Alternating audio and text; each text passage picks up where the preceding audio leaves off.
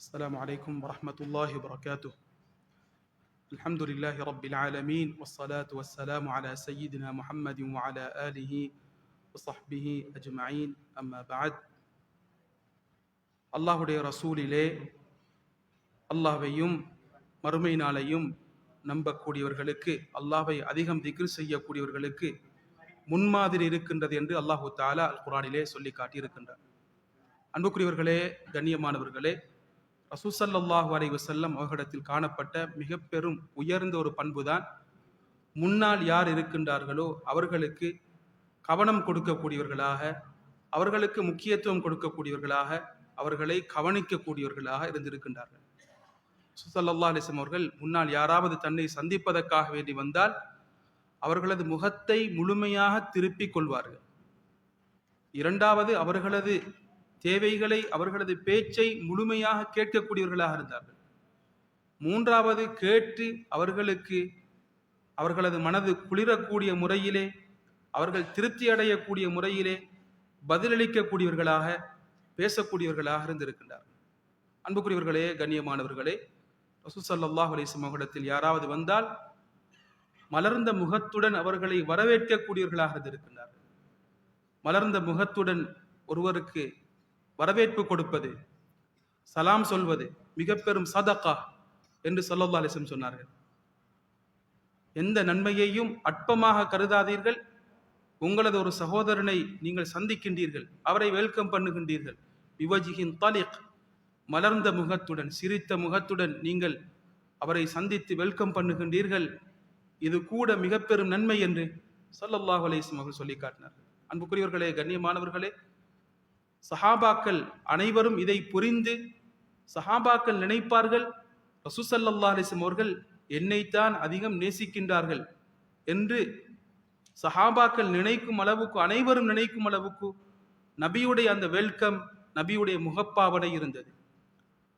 அம்ர் இப்னு as ரலியல்லாஹு அன்ஹு அவர்கள் ரசூல் ஸல்லல்லாஹு அலைஹி வஸல்லம் அவர்களிடத்தில் வருகின்றார்கள். அவர்கள் நினைத்தார்கள் நபியுடைய முகப்பாவனை, நபியர்கள் அவர்களுக்கு கொடுக்கக்கூடிய அவர்களுக்கு கொடுக்கக்கூடிய கவனம், அவர்களுடன் பேசக்கூடிய முறை, இதை வைத்து அந்த சஹாபி நினைத்தார் ரசூல் ஸல்லல்லாஹு அலைஹி வஸல்லம் அவர்கள் என்னைத்தான் அதிகம் நேசிக்கின்றார்கள் என்று நினைத்து இதை நபியுடைய வாயினால் கேட்டு பெற்றுக்கொள்வோம் என்று நினைத்து ஸல்லல்லாஹு அலைஹி வஸல்லம் அவர்களிடத்தில் வந்தார்.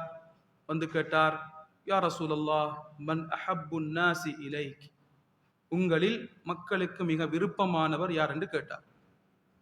இது ஸல்லல்லாஹு அலைஹி வஸல்லம் அவர்கள் உண்மையை சொல்ல வேண்டிய கட்டம். யாரையும் முன்னால் இருப்பவர்களை திருப்திப்படுத்துவதற்காக வேண்டி பொய் சொல்ல மாட்டார்கள். சொன்னார்கள் ஸல்லல்லாஹு அலைஹி வஸல்லம், எனக்கு மக்களில் மிக விருப்பமானவர் ஆயிஷா, ஆயிஷா தான் எனக்கு விருப்பமானவர். அதற்கு பின்னால் நினைத்தார், ஆயிஷாவுக்கு பின்னால் நான் தான் இருப்பேன் என்றால் ஸல்லல்லாஹு அலைஹி வஸல்லம் அப்படி நடந்து கொள்வார்கள் முன்னால் உள்ளவர்களுடன். அதற்கு பின்னால் யார் யா ரசூலல்லாஹ்? ஸல்லல்லாஹு அலைஹி வஸல்லம் சொன்னார்கள், ஆயிஷாவுடைய வாப்பா, எனது மாமா அபூபக்கர் சித்திக் ரலியல்லாஹு அன்ஹு, அபூஹா, ஆயிஷாவின் வாப்பா அபூபக்கர் சித்திக் ரலியல்லாஹு அன்ஹு. அதற்கு பின்னால் நினைத்தார், என்னைத்தான் ஸல்லல்லாஹு அலைஹி வஸல்லம் சொல்வார்கள். மூன்றாவது ஆளாக சொன்னார்கள் உமர் இப்னுல் கத்தாப். இப்படி ஒவ்வொரு கேள்வியாக கேட்டுக்கொண்டே போகின்றார். தன் பெயர் வரும் என்று நினைத்து கொண்டே இருந்தார். சஹாபாக்கள் செய்த சேவைகள், அவர்களிடத்தில் காணப்பட்ட உயர்ந்த பண்புகள், இதை வைத்து ஸல்லல்லாஹு அலைஹி வஸல்லம் ஒவ்வொருவருடைய பெயரை சொல்லி கொண்டு போனார்கள்.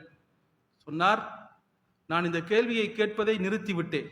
காரணம், ஹத்தா லா யஜ்அலனி ஆகிரஹும், சஹாபாக்கள் கடைசி ஆளாக நான் ஆகிவிடுவேன் என்று நினைக்கும் அளவுக்கு ஸல்லல்லாஹு அலைஹி வஸல்லம் ஆக்கிவிடாமல் இருப்பதற்காக வேண்டி நான் அந்த கேள்வியை கேட்பதை நிறுத்தி கொண்டேன் என்று அம்ர் இப்னு ஆஸ் ரலியல்லாஹு அன்ஹு சொல்லி காட்டுகிறார். ஸல்லல்லாஹு அலைஹி வஸல்லம் ஒரு சஃபையில் இருக்கும் பொழுது தனக்கு முன்னால் உள்ளவர்களுடன் ஒரே முறையிலே நடந்து கொள்ளக்கூடியவர்களாக இருந்தார்கள். ஏற்றத்தாழ்வு பார்க்கக்கூடியவர்களாக ரசூல் ஸல்லல்லாஹு அலைஹி வஸல்லம் இருக்கவில்லை. ஒரு தடவை தனது சஃபையிலே இருந்த குறைஷி தலைவர்களுடன் ஸல்லல்லாஹு அலைஹி வஸல்லம் அவர்கள் கவனம் கொடுத்து பேசிக் கொண்டிருக்கின்றார்கள், அவர்கள் இஸ்லாத்துக்கு வருவார்கள் என்று. அந்த சந்தர்ப்பத்தில் கண் பார்வையற்ற அப்துல்லாஹ் இப்னு உம்மி மக்தூம் ரலியல்லாஹு அன்ஹு வருகின்றார்கள். ரசூல் ஸல்லல்லாஹு அலைஹி வஸல்லம் அவர்கள் கொஞ்சம் முகம் மாறிவிட்டது. நினைத்தார்கள் தன் மனதிலே, நான் இப்படி தலைவர்களுடன் பேசிக் கொண்டிருக்கும் பொழுது இவர் வர வேண்டும். அவர் வந்தார், அல்லிம்னி யா ரசூலல்லாஹ் மிம்மா அல்லமக்கல்லாஹ், யா ரசூலல்லாஹ், உங்களுக்கு அல்லாஹ் கற்றுத்தந்ததிலிருந்து எனக்கு கற்றுத்தாருங்கள் என்று கேட்டுக்கொண்டு வந்தார். ஸல்லல்லாஹு அலைஹி வஸல்லம் நினைத்தார்கள், இந்த நேரத்திலே இவர் வர வேண்டுமா என்று ஸல்லல்லாஹு அலைஹி வஸல்லம் நினைத்தார்கள். முகம் சற்று மாறிவிட்டது. அல்லாஹ் சுப்ஹானஹு வ தஆலா குர்ஆனுடைய வசனங்களை ஆயாக்களை இறக்கினான். அபஸ வ தவல்லா அன் ஜாஅஹுல் அஅமா வமா யுத்ரீக லஅல்லஹு யஸ்ஸக்கா அவ் யذكر فتنفعه الذكرى. கண் தெரியாத மனிதர் வந்த பொழுது அவரது முகம் கடுகடுத்து விட்டது. அவருடன் பேசாமல் விட்டு விட்டார். வமா யுத்ரீக லஅல்லஹு யஸ்ஸக்கா அவ் யذكر فتنفعه الذكرى. வந்திருப்பவர் கண் தெரியாத மனிதராக இருந்தாலும் அவர் பரிசுத்தம் அடைவார்.